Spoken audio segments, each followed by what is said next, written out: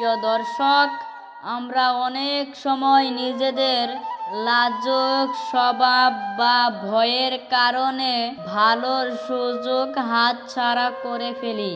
আমরা ভাবি হয়তো আমরা এটা পারবো না, কিন্তু একটু সাহস করে সামনে এগিয়ে গেলেই যে অসম্ভবকে সম্ভব করা যায়। আজকে গল্পটি ঠিক সেই কথা আমাদেরকে শিখিয়ে দেয়। গল্পটির নাম হলো লজ্জার টুপি। অনেক অনেক দিন আগের কথা। ছোট এক শহরে আয়ান নামে এক ছেলে থাকতো। আয়ান খুব মেধাবী ছিল, কিন্তু কারো সামনে কথা বলতে লজ্জা পেত। স্কুলে প্রতি বছর বক্তৃতা প্রতিযোগিতা হতো। আইনের শিক্ষক তাকে অংশ নিতে বলতেন। আইন ভয়ে রাজি হয়নি। বাড়িতে তার দাদু একটা পুরনো লাল টুপি দিয়ে বললেন, এটা তোর সাহসের টুপি। আইন টুপিটা পরে প্রতিযোগিতায় গেল। প্রথমে তার গলা কাঁপছিল, কিন্তু টুপির কথা মনে করে সে সাহস করে বলতে শুরু করলো। তার বক্তৃতা ছিল লজ্জায় কাটিয়ে স্বপ্ন পূরণ করা নিয়ে।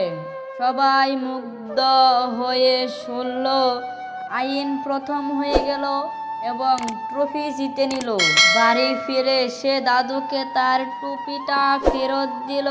দাদু হেসে বললেন, টুপিটা আমার নয় রে, তোর নিজের সাহসই ছিল। টুপিটা শুধু তোকে মনে করিয়ে দিছে।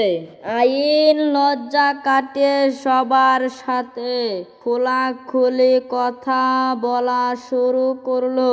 সে বন্ধু বান্ধব বাড়িয়ে ফেললো। সে বুঝলো লজ্জা বা ভয় আমাদের ভিতরেই থাকে।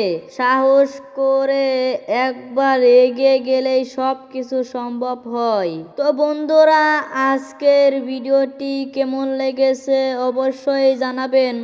আজকের গল্প থেকে আমরা এটাই শিখলাম যে লজ্জা বা ভয় আমাদের মনের এটা অবাস্তব দেয়াল মাত্র। নিজের উপর বিশ্বাস রেখে সাহস করে একবার সামনে পা বাড়ালেই সম্ভব ধারা পেরিয়ে সাফল্য চূড়ায় পৌঁছানো সম্ভব। আজকের এই গল্পটি আপনাদের কেমন লাগলো তা কমেন্ট করে অবশ্যই জানাবেন। আর এমন সুন্দর সুন্দর শিক্ষণীয় গল্প আবারও দেখতে চাইলে আমাদের চ্যানেল সাবস্ক্রাইব করে পাশে থাকবেন। সবাই ভালো থাকবেন, সুস্থ থাকবেন, ইনশাআল্লাহ। সবার জন্য দোয়া রইল।